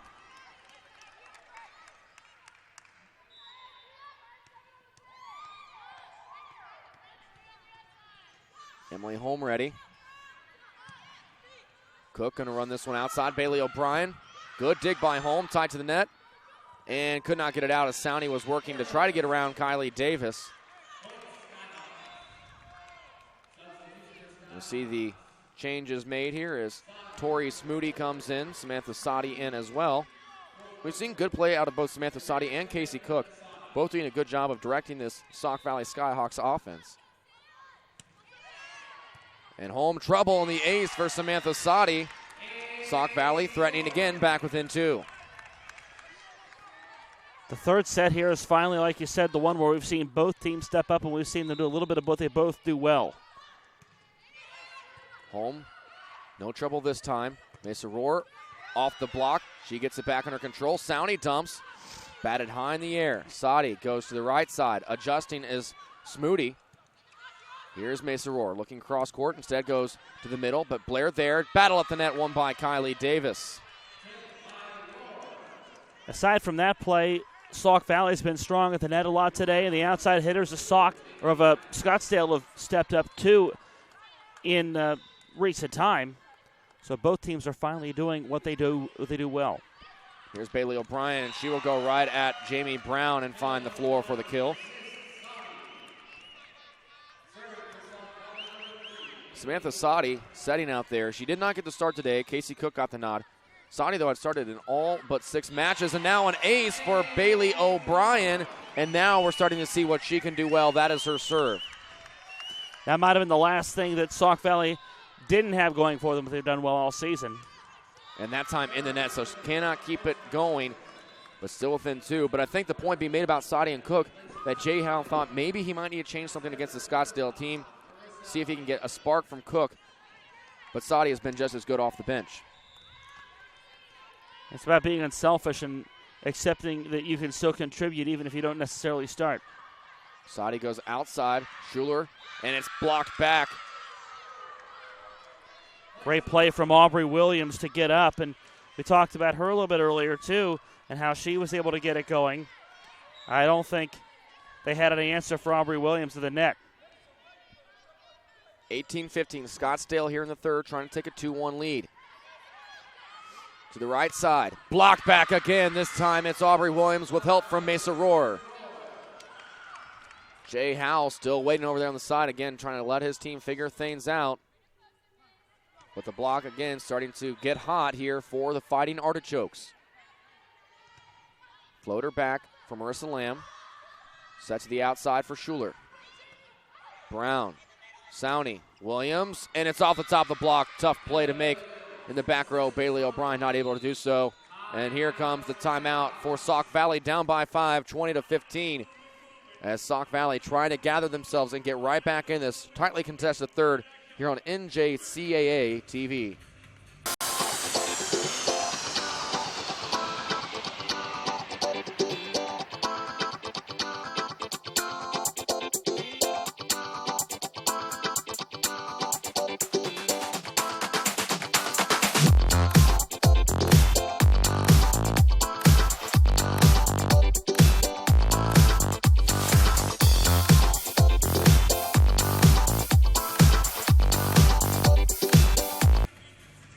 Back here at the Civic Center, Eric, Scottsdale with a 5-point lead. Sauk Valley has been able to respond.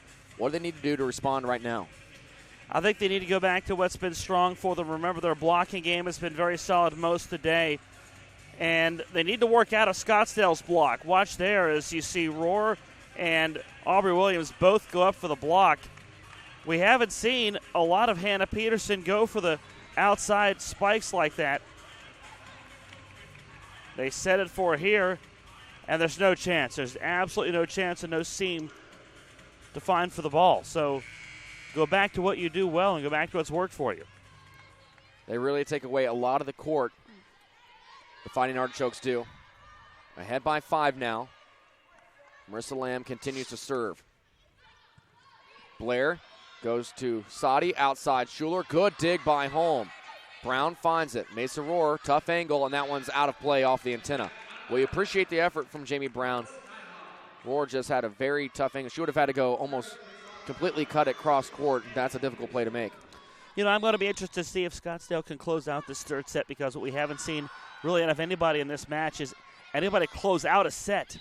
Off the antenna again, Mesa Rohr, 20-17.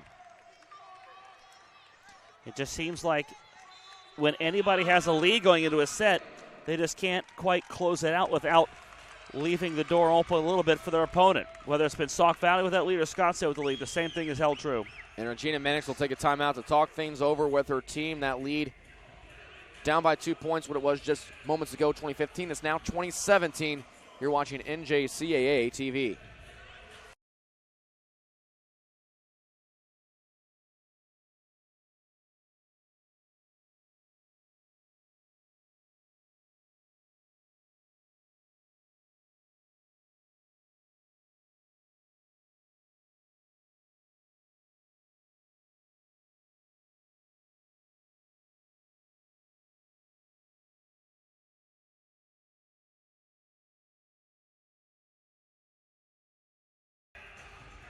You see the Fighting Artichokes there, calm in the huddle. Regina Mannix is trying to gather her team. You made a good point before the break there, Eric, about how everybody's leaving the door open. And you wonder if it's maybe you're so close, you get nervous, you tighten up a little bit instead of just playing the same volleyball that got you to that point. But regardless of what the reason is, somebody has got to take control here in the third. And Sauk Valley is starting to pull a little bit, tug a little bit on that momentum. I'll also come back to the point, too, that these are very good teams. It's not like you're trying to close out one of the best teams in the country. That's never easy to do, no matter how well you've played or how poorly they've played at any given time in the set. Here's Peterson with the serve. Bump set outside for Mesa Rohr. Off the top of the net. Wow, not a pretty swing at all, but off the top of the net, and it will fall. And Mesa Rohr will wear a smile on her face as she heads out and Boskovsky comes in. The best laid plans sometimes do not work out, and for Rohr there, she scores the point. Here's Boskovsky with the serve, floating back. Schuler to Sadi, goes back outside. Good dig by Boskovsky. Outside, Emily Holm. Blocked back, but out of play. 22-17, Scottsdale up by 5, 3 points away from a 2-1 lead. You mentioned neither of these two teams slouches. The 5th place match taking place right now, the 9-seed Scottsdale, the 10-seed Sauk Valley. seated right next to each other. Sadi goes to the middle, a tip play, batted back across by Kylie Davis. Outside, here's Schuler, dig by Brown. Emily Holm rolls it across. Blair with a good dig. Here's Schuler once more. And that one will fall on the back side of the court. Boskovsky over, but could not make the play. I like the Skyhawks going with some finesse up front. They've been trying to go for power against that block, and it hadn't worked out for them. So you might as well try something different here. Good roll shot. A replay of Schuler. And that serve is out of play. You see some exasperation from Casey Cook. Emily Holm has provided some good play so far on the outside, but how about the play of Aubrey Williams in the middle with her outside hitter? This time it's blocked out of play by Kylie Davis. We've seen really the big four between Williams, Davis, Rohr, and Holm all stepping up today for the Fighting Artichokes. A lot of big efforts for both sides. Schuler with the serve. They go outside to Holm. Schuler digs it out. Casey Cook goes outside Bailey O'Brien. Big swing. Boskovsky with the dig. Outside, Emily Holm. Roll shot. Schuler bumps that for Bailey O'Brien. To the middle. Davis touch play. Blair leaves it close to the net. And a point here for Scottsdale. They're going to get a lift.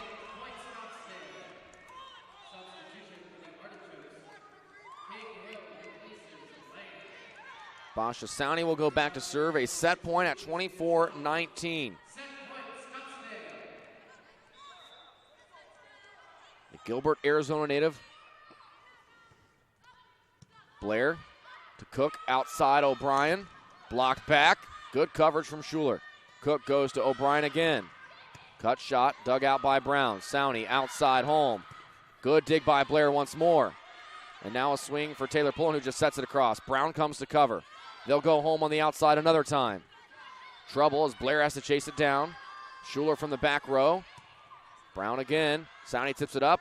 Put down by Kylie Davis. The dig by Schuler outside O'Brien. Boskovsky again. Holm on the outside. And off of Schuler and out of play. 25-19 Scottsdale in the third set. Will the Skyhawks be able to bounce back once more and push it to a fifth? They're showing some good play throughout this match. Scottsdale, though, with the lead, 2-1. You're watching NJCAA TV.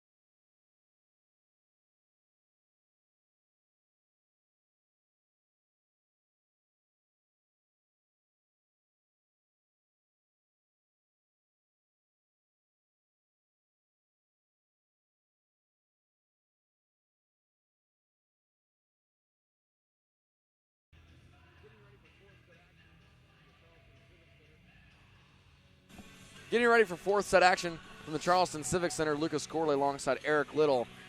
Boy, it's not been disappointing today. When we've talked about back and forth matches, we've seen it all day long. And right now, Scottsdale in control, but Sauk Valley has proven they can play aggressively.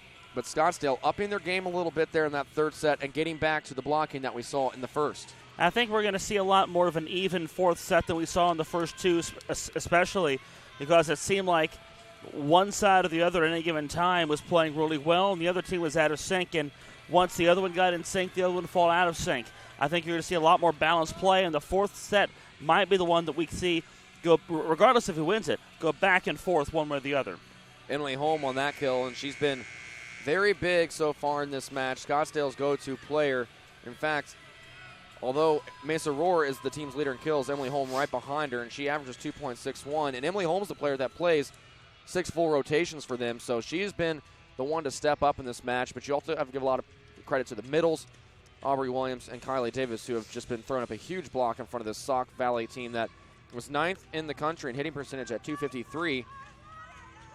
It's been a tough match in the trenches, if you will, Eric, and we'll find out if Scottsdale's able to keep that energy up here in set number 4 and take home a 4-set win. It'll be Basha Sowney who will have the serve to start things off. Either way, I expect an intense, well-played fourth set. Blair leaves it close to net. It'll be tipped, blocked back. Sowney is going to set it to Brown. Bump set outside for Emily Holm. Looking long, and that one is going to go well long. So Sauk Valley on the board first. It'll be Hannah Peterson back serving, who is a big blocking presence for the Skyhawks. Had a 112 block season this year. Trouble on the pass. Holm will have to adjust, looking deep in the court. O'Brien passes up. Right side, the swing from Smoody. Here comes Holm with a response. Outside now, Schuler. And that one is out of play, and there is a touch at the net. I thought I saw that one. It definitely came off of someone's hand because you could tell it changed directions and slowed up a lot. Looked like it maybe would have caught Ari King-Hill, and she was the one walking away kind of shaking her head. Holm looks deep in the court. Another good dig, this time by Peterson, but a block back on the swing from the Skyhawks. And Scottsdale, their blockings come up big for them in this match, and they will look to continue that trend here in set number 4. No doubt who that hit and where it went either. And also crucial to see, this is a 2-1 start to the match. Nobody's getting up 3 or 4 points one way or the other. You didn't see that in the first 3 sets. Tapped across, trouble with the block. Sowney able to keep it alive, and Mesa Rohr takes a swing at it. Sadi goes to the right side, tipped by Smoody. Outside, Mesa Rohr looking deep in the court. Good dig, back row off the block touch. Here is Schuler, and off the hands of Ari King-Hill. The block was there, just not able to control it. The Skyhawks got away with some miscommunication because Schuler early on looked like she was going to run right into the back of Sadi, and O'Brien was in front of Sadi. They almost stacked up in the worst kind of sandwich, but they worked themselves out of it. They stay in the play, and there's Schuler with the kills you see. Right side, Kylie Davis adjusting, and Blair able to keep it alive. Free ball from Aaron Green. Holm, good pass to Sowney. She'll go to the middle, and it's off of the block. A good kill by Kylie Davis. What a play by Blair, because I don't think Cook expected anybody to be able to bail her out there when she mishit it. Not realizing Blair would be right there, and Blair gets all over the court. We said that in the pregame, and it's certainly something she's lived up to. They run this one on the right side. It's Aaron Green tooling the block. 4-2 Sauk Valley with the lead. Tressa Schuler.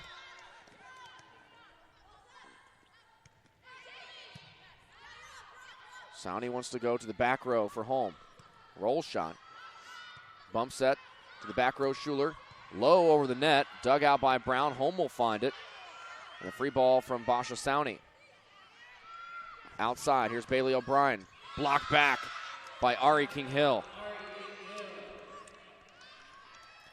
That's a name we've not called a ton, but Ari King-Hill's been certainly a presence in that block game. I know we've given a lot of credit to Mesa Rohr and Aubrey Williams, but King-Hill has done a good job, as you see there, getting up, staying out of the net, and keeping those hands vertical.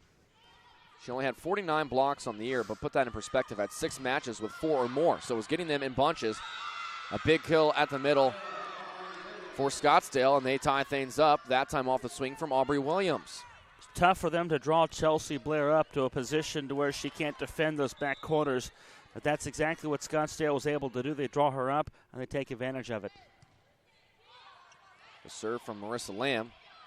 At the middle, Bailey O'Brien, good dig from home. Lamb, bump set, roar adjust, the down ball blocked, up in the air, and they're going to call a double, that time on Taylor Pullen. She's unhappy, saying she did not touch it the first time. You're starting to see some of these frustrations bubble to the surface here, deep in this 4th set. Right side, tip play from Aaron Green. Tied to the net, Sowney battling. Batted back across by Pullen. A swing at the middle by Aubrey Williams. Good dig. Here's Bailey O'Brien on the outside, down the line. Good adjustment there by Sauk Valley. They did not win the battle at the net, and Scottsdale had a free swing at it. But Sauk Valley able to get a good dig, transition to offense, and make the play to tie it up 5-5. You know, when you're driving a car and one road is closed, you have to detour around the problem, and Sauk Valley detoured around the blockage in the road. Here comes Mesa Roar, cross court.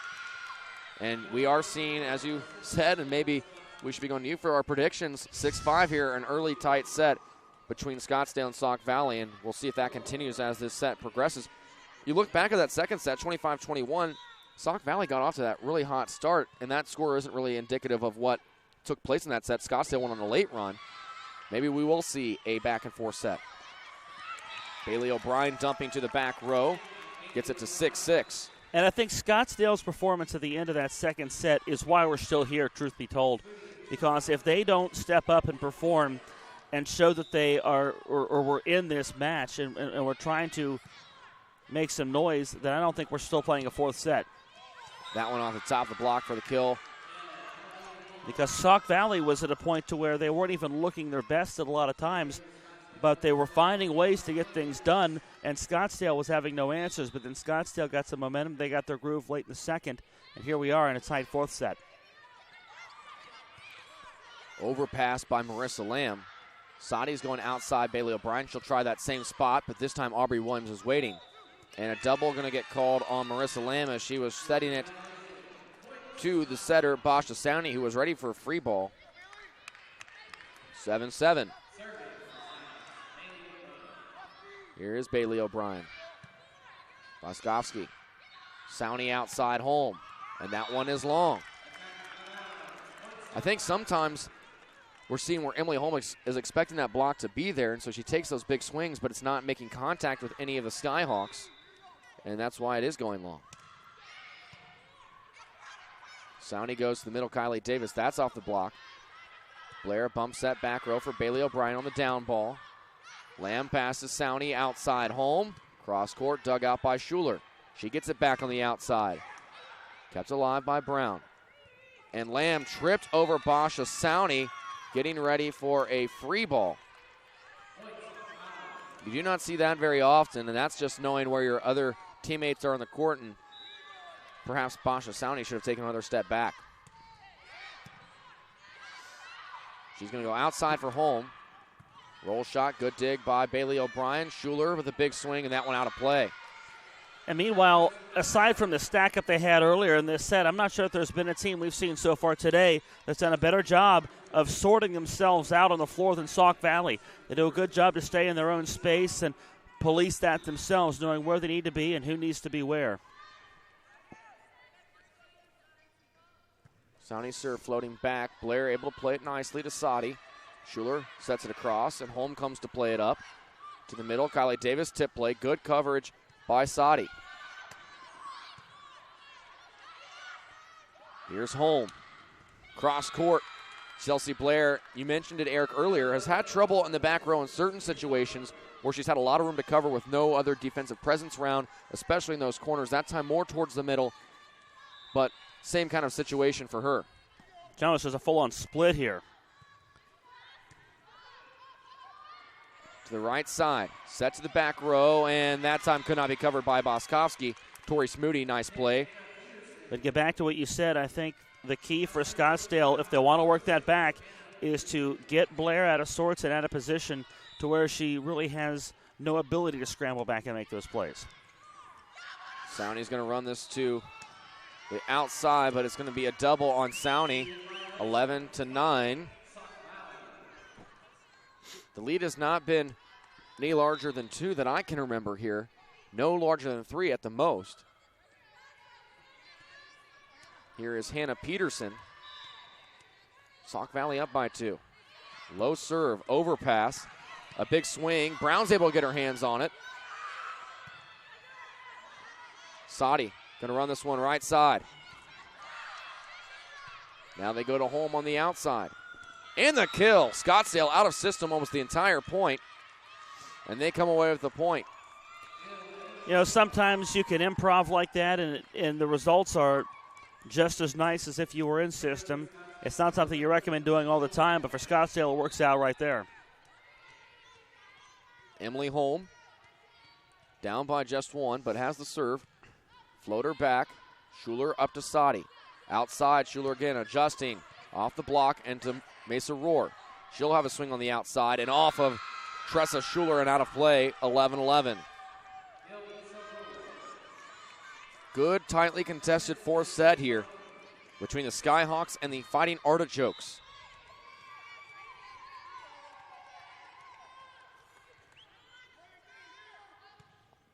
Floating back again. Sadi has to chase this one down. Back row swing from Bailey O'Brien, and that one will go off the hand of Jamie Brown.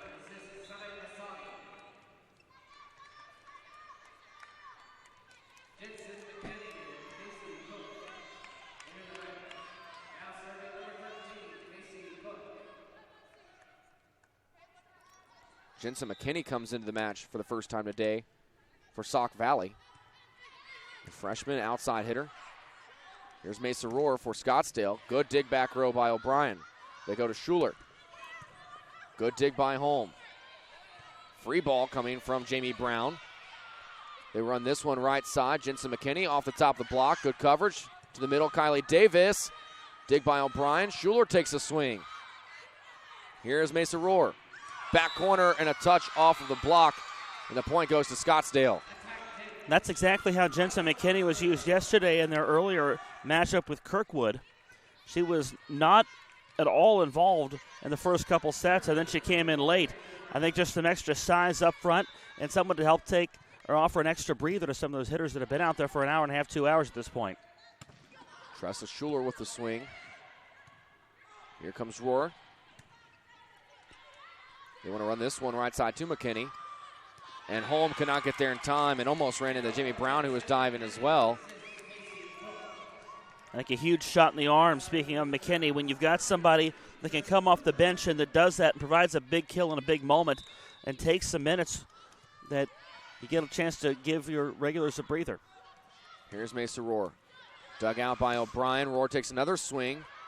Blair goes right side to McKinney. Sowney, Brown, Rohr again. Off the block, kept alive, Blair. But a double called as she tried to set it across. And just to finish off the point about Jensen McKinney, and at this point, a player that only averaged .68 kills a set and hit 104 in the season. But you mentioned the size advantage that she gives at the net a little bit and looking maybe to slow down these Scottsdale attackers and battle the net when there are those blocks and those balls over the plane. It's just nice to have somebody fresh that hasn't fought the battle and might not have some of those frustrations that some of your other players have. 13-13. Marissa Lamb. Cook going to run it outside. Bailey O'Brien just trying to push it off the block. She'll have another chance here on the outside. Good block touch again. They're going to run it to Aubrey Williams, and she puts it down. Williams with a good block touch, and she'll get credit for the kill as well.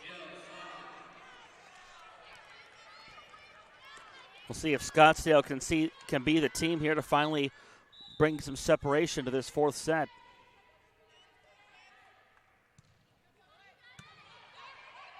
Cook going to go outside for O'Brien. Tapped across by Williams. Punched up in the air. To the middle. Williams again, but Blair off the block touch. Tap play. Sowney. Bump set from Lamb, and Sowney's going to take a swing. Over the plane. Redirected by Williams. Kept alive by Bailey O'Brien. The free ball. And that one is going to sail long off the hands of Casey Cook. I think this also might be the first set of the entire day where nobody's taking a timeout. It's moved fairly quickly because it's been a lot of back-and-forth volleyball, just like we expected. This is finally a set where both these teams have put it all together and doing what they do well. 15-13, Scottsdale up by 2 now. Floating back, Blair. They go right side. Big swing from Aaron Green, plastered off of Jamie Brown. Sauk Valley with the side out. Those can do more than give you points. They can really energize your team in these close sets. A short serve here from Blair. To Mesa Roar, blocked back. Brown with coverage. Home from the back row. Cook runs it. Schuler. Good dig by Holm. Outside, Mesa Roar. And she gets the kill. But how about Emily Holm in the back row?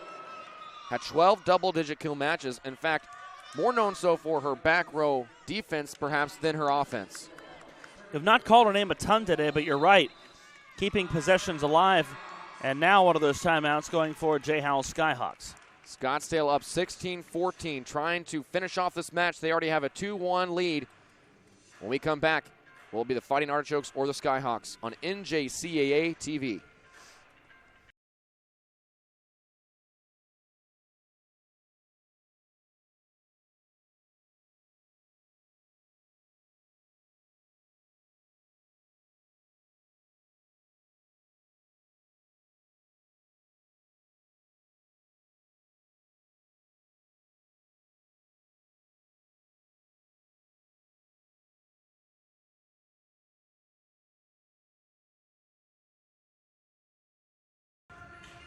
Scottsdale Fighting Artichokes ahead by 2 here, 16-14. We see the big kill from Emily Holm earlier. The Scottsdale Fighting Artichokes team, probably the surprise of the tournament. 16-2 coming into this match, but are not playing like a team that is 16-12, I should say, but not playing like a team that's 16-12 at all. Playing like a well-oiled machine. Good dig there by Boskovsky. Outside, here's Holm, and that one is going to be out of play.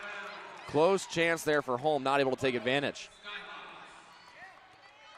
Now the Skyhawks get some much-needed mojo in their favor, in their direction, after the surge have been going the other direction. Watch this again. This does find the space. Aubrey Williams able to respond, though, and put that lead right back up to 2, 17-15. And she has been all over the place today, working in the middle, the right side. You can't ask much more out of Aubrey Williams if you're Regina Mannix. And Williams might be the one player that, in the early matchup with Parkland, they were most able to take out of the game. Redirected there by Emily Holm. Down by 3 now are the Skyhawks. In that matchup, it was Holm doing a lot of the damage from the outside, and Mesa Roar a little bit, but we really didn't see a whole lot of Aubrey Williams, and now Williams beginning to shine. Sadi goes outside, Bailey O'Brien, and Holm now will make the play. That's a good adjustment there by Bailey O'Brien. Really starting to fall left, but able to still make the swing and put some pressure on the Fighting Artichokes. Now if you're Sauk Valley, this is the time to get back in this game with Bailey O'Brien at the service line. Sowney runs in the middle. Kylie Davis. A big swing from Schuler, and the dig. Not going to be able to kept alive. Boskovsky, and a kick there by Basha Sowney. But Jamie Brown could not chase it down. And Sauk Valley back within 1. And as you mentioned, Bailey O'Brien with the serve. Sowney.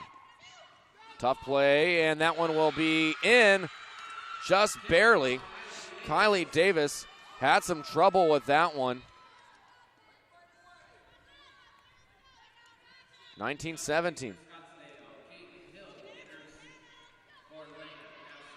See right there, just barely getting in. Chelsea Blair.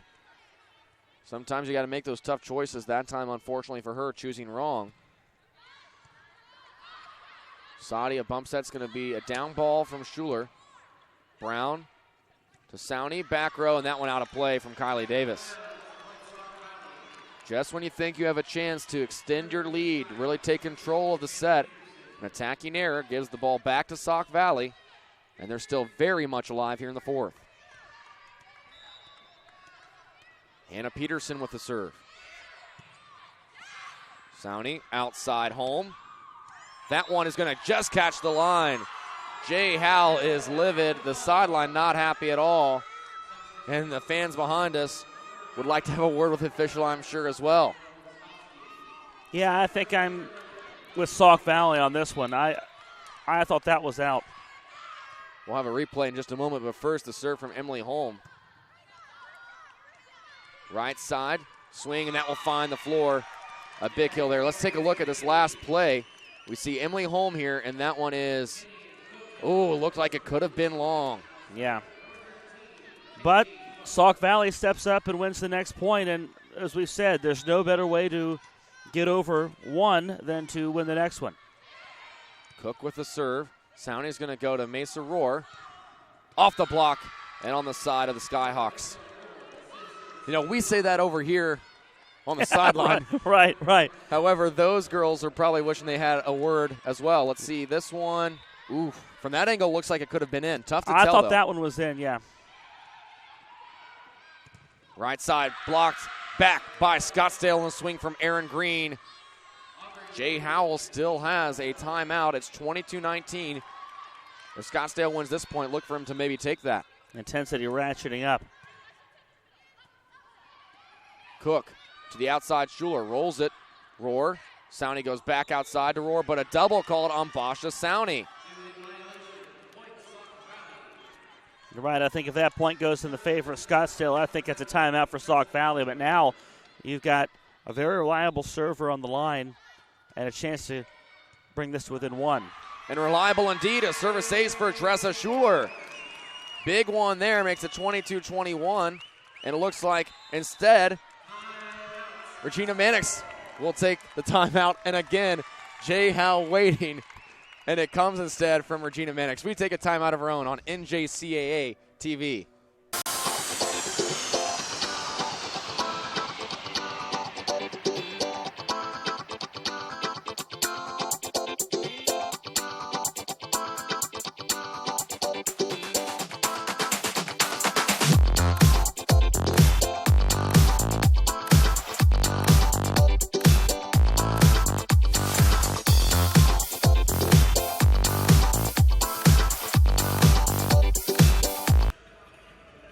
We saw it in the first set, Eric. Jay Howell not taking that timeout. Over here on the sideline, we keep wondering, when's he going to take it? When's he going to take it? And instead, Scottsdale facing some trouble now from the Skyhawks. And they have to take a timeout of their own, which is big because now, if Sauk Valley needs that timeout, they still have it. Both teams will have one remaining, but the serve in the hands of the Skyhawks, it'll be Tressa Schuler. And you mentioned a very reliable server for the Skyhawks. She had 23 aces on the year. Now, obviously not the numbers that Bailey O'Brien put up at 140, but you like what she can do from behind the service line. She just proved it with an ace. Absolutely, and that's crucial at this stage of a game to do something like that. Her serve floating back. Brown to Sowney. Outside, Mesa Roar, and she tools the block, 23-21. Well, now the margin of error reduced to almost nothing for Sauk Valley, and you take Tressa Schuler off the service line, so huge blow for them. You see that last replay. Bailey O'Brien was trying to just dump it back in the court with that block, not able to get that play to go her way. Fighting Artichokes, 2 points away from the match. Blair is going to be set. Outside McKinney, blocked back, and it cannot be kept alive by Casey Cook. And now we'll see if Jay Howell wants that timeout. He is not going to take the timeout. Instead, it'll be 24-21, a match point here for the Fighting Artichokes. Marissa Lamb. Serve back. Blair to Cook. Outside, Bailey O'Brien sets it across. Overpass. Cook goes right side to McKinney, looking. Dig by Holm. Outside, Mesa Roar, cross court, and that falls in for the kill. And the Scottsdale Fighting Artichokes win this one in 4. 25-17, 21-25, 25-19, 25-21. The Fighting Artichokes coming in here and surprising a lot of people. They will finish in 5th place here today. extremely respectable showing out of the Fighting Artichokes. And you can talk all you want about whether or not Sauk Valley should have used a timeout, should have not used a timeout. I don't know that it would have made a whole lot of difference there. Sauk Valley never really did a whole lot all day long to solve the ability of Scottsdale to block in the middle. They did a nice job to do that in the middle. And, well, you have to credit Sauk Valley. They played their hearts out in this one. It's a tough one to lose, to go away losing your last one. Here's the point that finished it off. Just did sneak it in the back corner.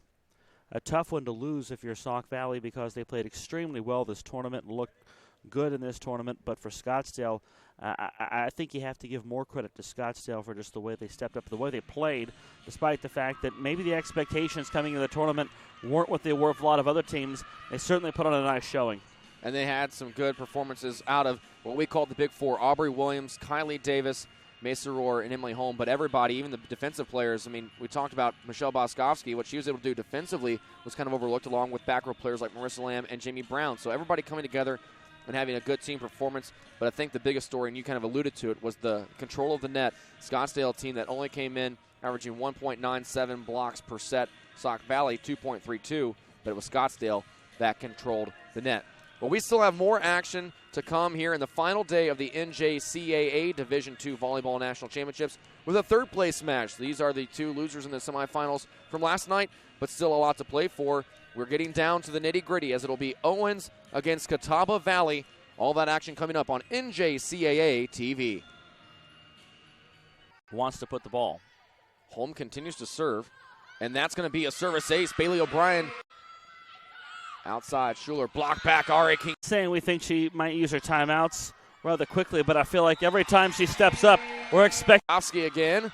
Holm on the outside, and off of Schuler. Trouble with the pass. Controlled, though, by Boskovsky.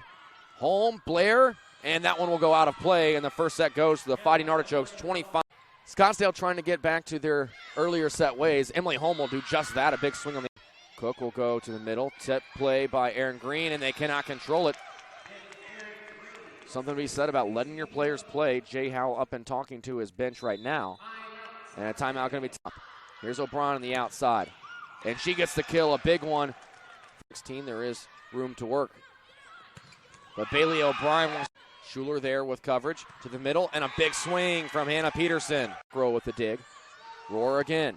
And that one could not be controlled by Schuler. Kept alive by Aaron Green. Bailey O'Brien again. Off the block, and the point goes the way. With the serve, they're going to go to Bailey O'Brien. It's blocked back, and trouble for